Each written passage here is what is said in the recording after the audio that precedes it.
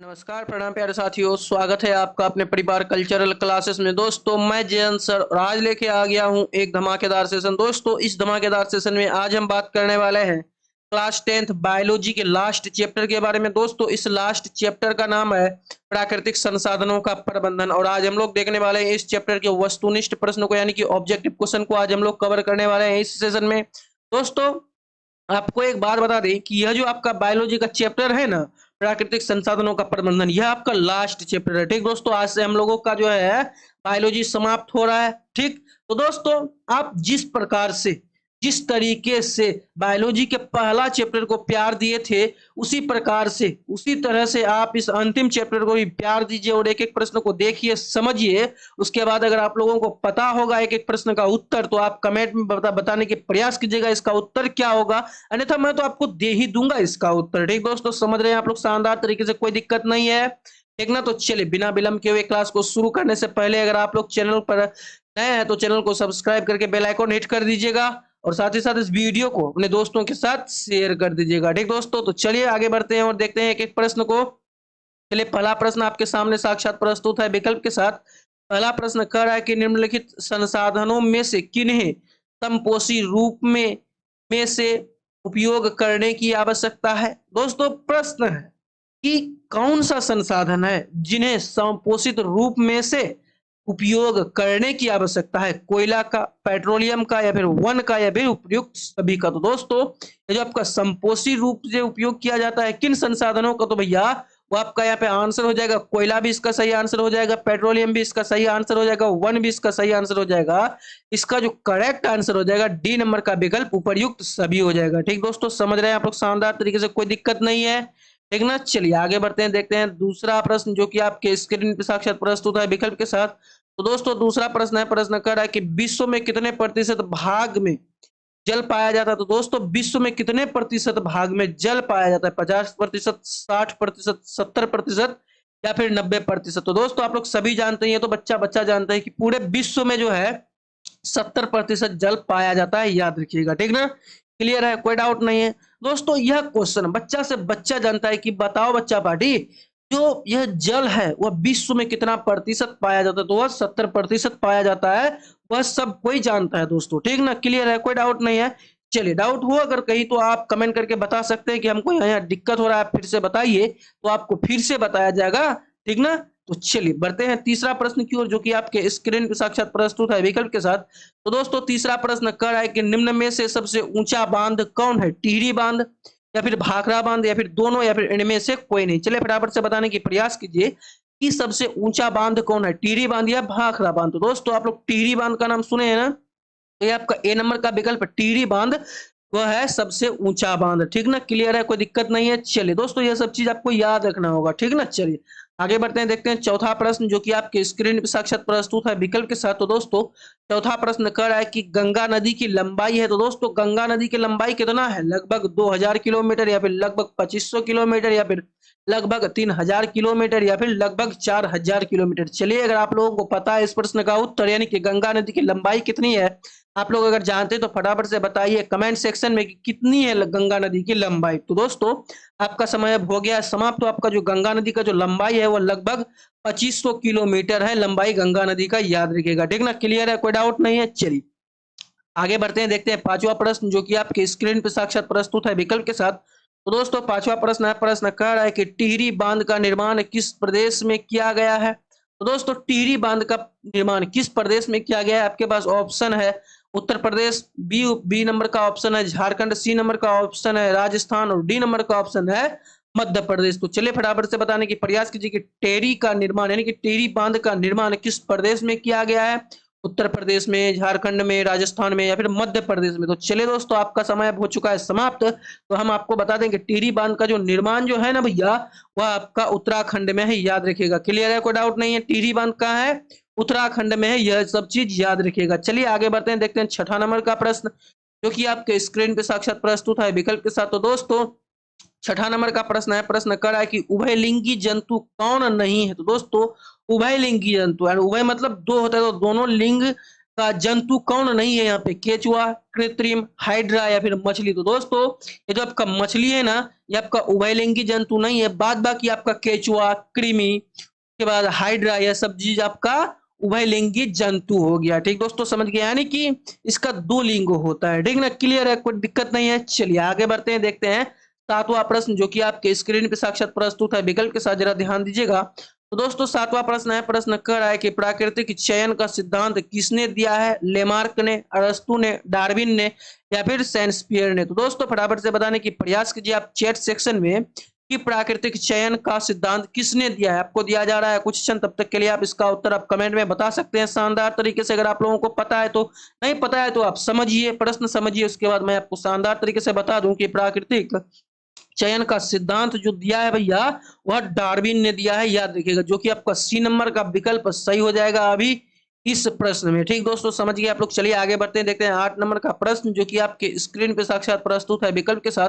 तो दोस्तों 8 नंबर का प्रश्न है, प्रश्न कह रहा है कि प्राकृतिक में पाए जाने वाला सबसे महत्वपूर्ण अजैविक संसाधन निम्न में से कौन है? जल, वन, कोयला या फिर पेट्रोलियम? तो दोस्तों प्रकृति में पाए जाने वाला सबसे महत्वपूर्ण और जैव संसाधन निम्न में से कौन है? जल, वन, कोयला या फिर पेट्रोलियम? चलिए अगर आप लोगों को पता है तो फटाफट से बता दीजिए, अन्यथा मैं आपको शानदार तरीके से बताऊंगा कि प्रकृति में यानी कि इस संसार में, ठीक ना, पाए जाने वाला सबसे महत्वपूर्ण अजैव पदार्थ यानी कि अजैव संसाधन निम्न में से जल ही है। ठीक दोस्तों, समझ गए आप लोग शानदार तरीके से, कोई दिक्कत नहीं है, क्लियर है।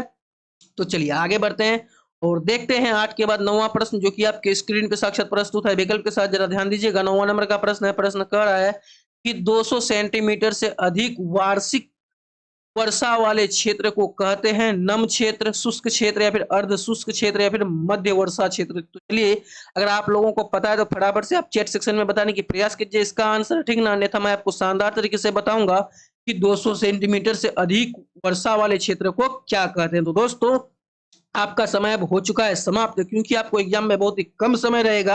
आपको कम समय में ज्यादा काम करना है और फ्रेश काम करना है। ठीक दोस्तों, समझ गए? तो चलिए हम आपको बता दें कि 200 सेंटीमीटर से अधिक वार्षिक वर्षा वाले क्षेत्र को नम क्षेत्र कहते हैं, याद रखिएगा। जो कि आपका ए नंबर का विकल्प सही उत्तर हो जाएगा। ठीक दोस्तों, समझ गए आप लोग शानदार तरीके से, कोई दिक्कत नहीं है। चलिए आगे बढ़ते हैं, देखते हैं 10 नंबर का प्रश्न जो कि आपके स्क्रीन पे साक्षात प्रस्तुत है विकल्प के साथ। तो दोस्तों 10 नंबर का प्रश्न कह रहा है कि हिमाचल प्रदेश में स्थानीय सिंचाई की व्यवस्था को किस नाम से जाना जाता था? तालाब के नाम से या फिर कुल्ल के नाम से या फिर बंदिश के नाम से या फिर सुरंगगम के नाम से? तो चलिए फटाफट से बताने की प्रयास कीजिए कि हिमाचल प्रदेश में स्थानीय सिंचाई की व्यवस्था को किस नाम से जाना जाता था। तो चलिए दोस्तों हम आपको बता दें कि हिमाचल प्रदेश में स्थानीय सिंचाई की व्यवस्था को जो जाना जाता था वह कुल्ल के नाम से जाना जाता था, जो कि आपका बी नंबर का विकल्प इसका सही उत्तर हो जाता है। ठीक ना, क्लियर है, कोई दिक्कत नहीं है। तो चलिए भैया देख बढ़ते हैं आगे और देखते हैं 11 नंबर का प्रश्न जो कि आपके स्क्रीन पे साक्षात प्रस्तुत है विकल्प के साथ। तो दोस्तों 11 नंबर का प्रश्न कह रहा है कि चिपको आंदोलन की अग्रणी नेता कौन थे? तो दोस्तों चिपको आंदोलन के अग्रणी नेता सुंदरलाल बहुगुणा थे, जो कि आप लोग भली भांति जानते हैं इस चीज को, समझे ना। चिपको आंदोलन क्यों चलाया गया था? कि पेड़ को काटने से रोकने के लिए चलाया गया था। किसके द्वारा? सुंदरलाल बहुगुणा द्वारा, याद रखिएगा। क्लियर है ना? चलिए आगे बढ़ते हैं, देखते हैं 12 नंबर का प्रश्न जो कि आपके स्क्रीन पे साक्षात प्रस्तुत है। तो दोस्तों 12 नंबर का प्रश्न कह रहा है कि जैव निम्नीकरण अपशिष्ट निम्न में से कौन है? तो दोस्तों मलमूत्र यह भी है आपका निम्नीकरण अपशिष्ट, ठीक ना।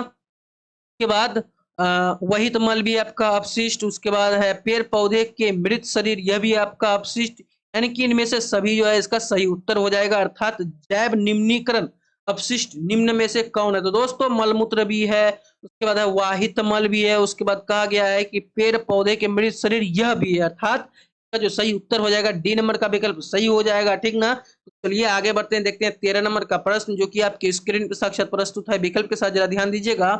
तो चलिए 13 नंबर का प्रश्न कह रहा है कि जैव निम्नीकरण अपशिष्ट निम्न में से कौन है? तो पहला ऑप्शन है आपका सीसा, दूसरा है आर्सेनिक, तीसरा रेडियोधर्मी पदार्थ, चौथा है इनमें सभी। तो चलिए फटाफट से बताने कीजिए कि जैव निम्नीकरण, हाँ जैव अनिम्नीकरण अपशिष्ट में से कौन है? तो दोस्तों जैव अनिम्नीकरण यहाँ पे कहा है तो ये आपका सीसा भी है अनिम्नीकरण अपशिष्ट, और बी नंबर का आपका आर्सेनिक भी है यहाँ पे जैव अनिम्नीकरण अपशिष्ट, आपका सी नंबर का विकल्प ही है, सी नंबर का विकल्प भी है आपका रेडियोधर्मी पदार्थ यानी कि जैव अनिम्नीकरणीय अवशिष्ट, यानी कि इसका जो सही उत्तर हो जाएगा डी नंबर का विकल्प, इनमें से सभी हो जाएगा, याद रखिएगा। क्लियर है ना, कोई दिक्कत नहीं है दोस्तों। आपको समझ में आ रहा है थम्स अप कर दीजिएगा एक बार, ठीक ना। अगर समझ में आ रहा है तो लाइक भी कर दीजिएगा।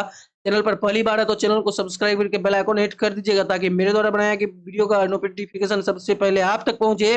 तो चलिए आगे बढ़ते हैं और देखते हैं 14 नंबर का प्रश्न, जो कि आपकी स्क्रीन पे साक्षात प्रस्तुत है। 14 नंबर का प्रश्न है, प्रश्न कह रहा है कि जल दिवस कब मनाया जाता है? 20 मार्च को, 23 मार्च को, 20 अप्रैल को या फिर 23 अप्रैल को। तो दोस्तों आपको पता है कि जल दिवस जो मनाया जाता है भैया, वो आपका कब मनाया जाता है? 23 मार्च को मनाया जाता है, याद रखिएगा। ठीक दोस्तों, क्लियर है। और 23 अप्रैल को शहीद भगत सिंह का दिवस मनाया जाता है, ठीक ना, आप लोग जानते हैं। तो चलिए जल दिवस कब मनाया जाता है? 23 मार्च को मनाया जाता है, याद रखिएगा। चलिए आगे बढ़ते हैं, देखते हैं 15 नंबर का प्रश्न, जो कि आपके स्क्रीन पे साक्षात प्रस्तुत है। तो दोस्तों 15 नंबर का प्रश्न है कि कॉलीफॉर्म मनुष्य के किस शरीर में पाया जाता है? यानी कि कॉलीफॉर्म मनुष्य के शरीर में कहाँ पाया जाता है? आंत में, वृक्क में, या फिर गुदाद्वार में, या फिर यकृत में। तो दोस्तों हम आपको बता दें कि कॉलीफॉर्म मनुष्य के शरीर में आंत में पाया जाता है, याद रखिएगा। आंत में, ठीक ना, जहाँ पे भोजन पर पचता है हम लोगों का, छोटी आंत बड़ी आंत नहीं होता है, उसी में कॉलीफॉर्म होता है, ठीक ना, समझ गए। चलिए आगे बढ़ते हैं, देखते हैं 16 नंबर का प्रश्न, जो कि आपकी स्क्रीन पे साक्षात प्रस्तुत है विकल्प के साथ। तो दोस्तों 16 नंबर का प्रश्न कर रहा है कि भारत सरकार ने बांध संरक्षण योजना कब आरंभ की थी? 1985 ईस्वी में, 1970 ईस्वी में, 1966 ईस्वी में, फिर 1967 ईस्वी में। तो चले दोस्तों हम आपको बता दें कि भारत सरकार ने बांध संरक्षण योजना जो प्रारंभ की थी, उसका डेट था 1970 ईस्वी में। ठीक दोस्तों, समझ गए आप लोग शानदार तरीके से। 1970 ईस्वी में क्या किया था? भारत सरकार ने बांध संरक्षण योजना प्रारंभ किया था। क्लियर है? कब? 1970 ईस्वी में। क्लियर है ना? समझ में आ रहा है ना? समझ में आ रहा होगा तो थम्स अप कर दीजिएगा, ताकि उससे मैं समझ जाऊं कि आप लोगों को शानदार तरीके से समझ में आ रहा है। ठीक दोस्तों, समझ गए। चलिए आगे बढ़ते हैं, देखते हैं 17 नंबर का प्रश्न, जो कि आपके स्क्रीन पर साक्षात प्रस्तुत है विकल्प के साथ। तो दोस्तों 17 नंबर का प्रश्न कह रहा है कि निम्न में से कौन प्राकृतिक संसाधन नहीं है? वायु, मृदा, जल, या फिर जीवधारी। तो चलिए दोस्तों हम आपको बता दें कि निम्न में से कौन प्राकृतिक संसाधन नहीं है। तो दोस्तों आपका जीवधारी जो है ना आपका, वह प्राकृतिक संसाधन नहीं है। ठीक ना, समझ गए आप लोग शानदार तरीके से। कोई दिक्कत नहीं है कि प्राकृतिक संसाधन जीवधारी नहीं होता है, याद रखिएगा। क्लियर है? कोई दिक्कत नहीं है, ठीक ना। आगे बढ़ते हैं, देखते हैं 18 नंबर का प्रश्न, जो कि आपकी स्क्रीन पे साक्षात प्रस्तुत है विकल्प के साथ। तो दोस्तों 18 नंबर का प्रश्न है, प्रश्न कर रहा है, क्या कर रहा है, जरा ध्यान देने वाली बात है कि यूरो 2 का संबंध है वायु प्रदूषण से, जल प्रदूषण से, मृदा प्रदूषण से, या फिर किसी से नहीं, यानी कि कोई नहीं। तो चलिए फटाफट से बताने की प्रयास कीजिए। अगर आप लोग जानते हैं कि यूरो द्वितीय का संबंध है किससे, तो दोस्तों यूरो द्वितीय का जो संबंध होता है ना भैया, वो वायु प्रदूषण से होता है, याद रखिएगा। क्लियर है?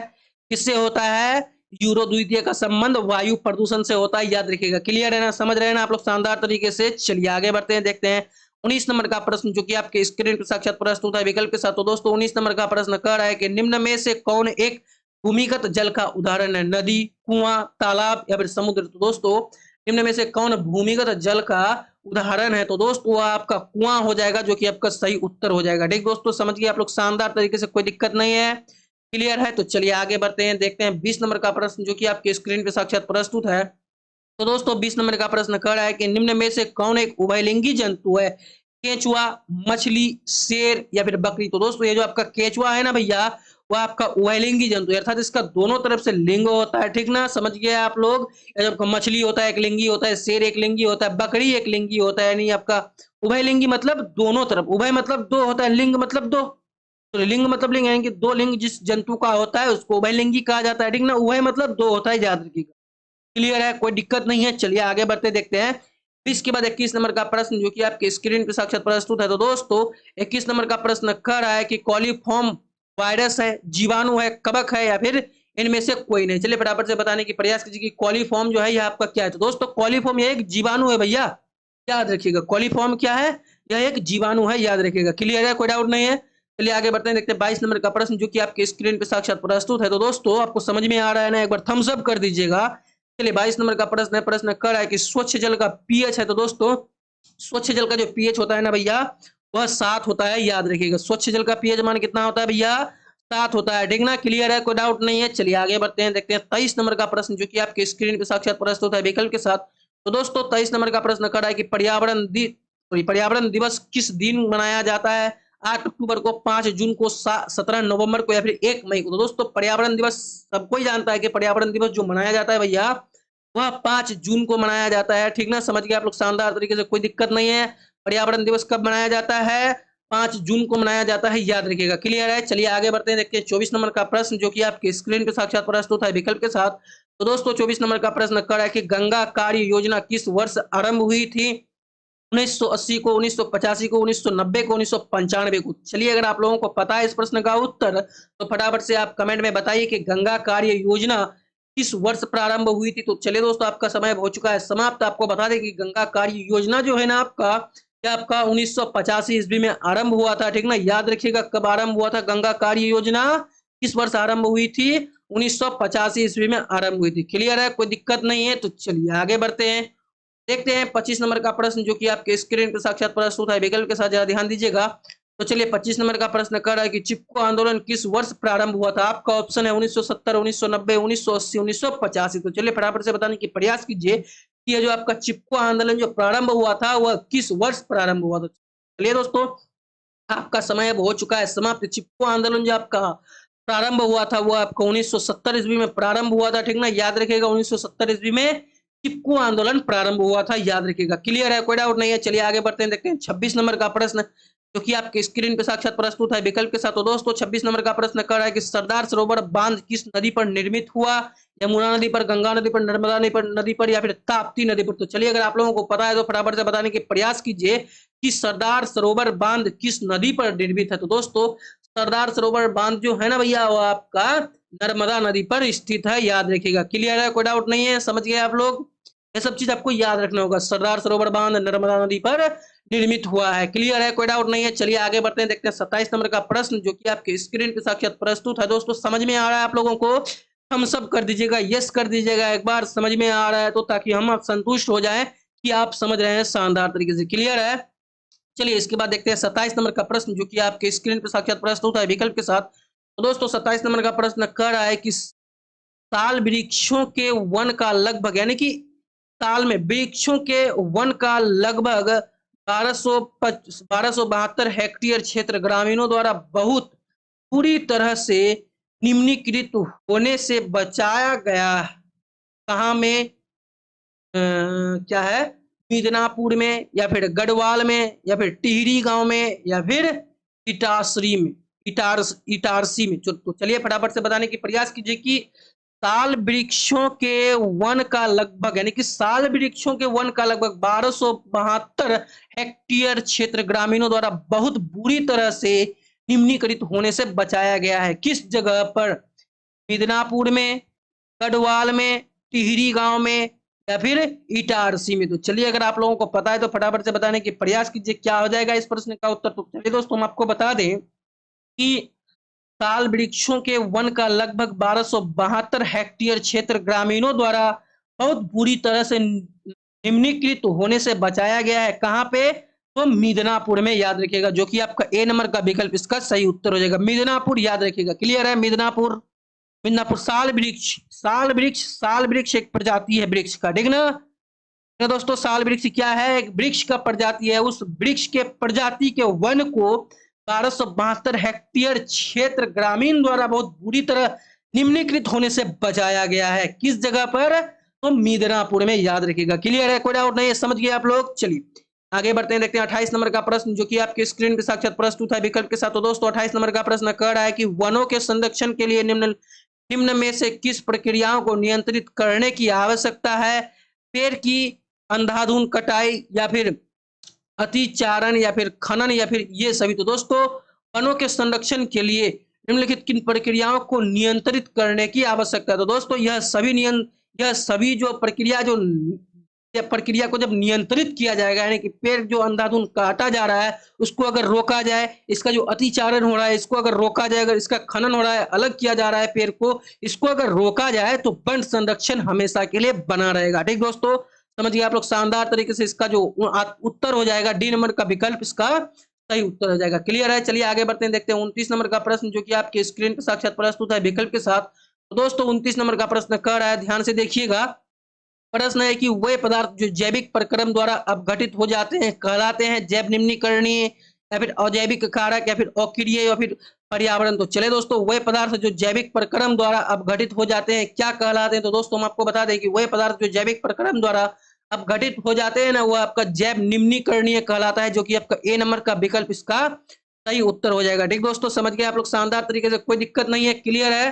तो चलिए आगे बढ़ते हैं, देखते हैं 29 नंबर का प्रश्न जो कि आपके स्क्रीन पे साक्षात प्रस्तुत है विकल्प के साथ। तो चलिए आगे बढ़ते हैं और देखते हैं अगला प्रश्न। तो चलिए 29 के बाद 30 नंबर का प्रश्न है जो कि आपके सामने साक्षात प्रस्तुत है विकल्प के साथ। तो दोस्तों चलिए 30 नंबर का प्रश्न है, प्रश्न कर रहा है, क्या कर रहा है भैया 30 नंबर का प्रश्न, आइए देखते हैं। प्रश्न है कि पर्यावरण को बचाने के लिए 3 प्रकार के आर का प्रयोग किया जाता है, वे क्या है?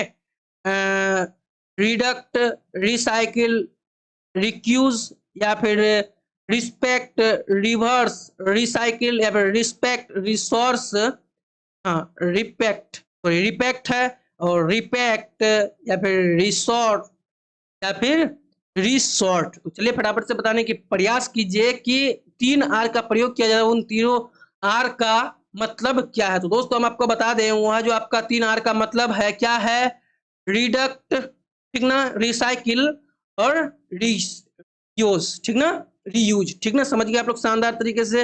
रिडक्ट, रिसाइकिल और रीयूज, यह 3 आर का प्रयोग होता है, ठीक ना, क्लियर है। पर्यावरण बचाने के लिए 3 आर का जो प्रयोग किया जाता है उसका फुल फॉर्म होता है रिडक्ट, रिसाइकिल और रीयूज, ठीक ना, क्लियर है, कोई डाउट नहीं है। चलिए आगे बढ़ते हैं, देखते हैं 31 नंबर का प्रश्न जो कि आपके स्क्रीन पे साक्षात प्रस्तुत है विकल्प के साथ। तो दोस्तों 31 नंबर का प्रश्न कर रहा है कि जैव विविधता के विशिष्ट यानी कि होस्ट पोस्ट स्थल क्या कहलाता है? तो दोस्तों आपका जैव विविधता के विशिष्ट जो कहलाता है क्या कहलाता है? जंगल कहलाता है, पहाड़ कहलाता है, जंतु कहलाता है या फिर दावा कहलाता है? चलिए दोस्तों हम आपको बता दें कि जैव विविधता के विशिष्ट स्थल क्या कहलाता है। तो चलिए आपका समय हो चुका है समाप्त। तो जैव विविधता के विशिष्ट जो कहलाता है भैया वो आपका जंगल कहलाता है, याद रखिएगा, ठीक ना, समझ गए आप लोग शानदार तरीके से, कोई दिक्कत नहीं है। चलिए आगे बढ़ते हैं, देखते हैं 32 नंबर का प्रश्न जो कि आपके स्क्रीन पर साक्षात प्रस्तुत है विकल्प के साथ।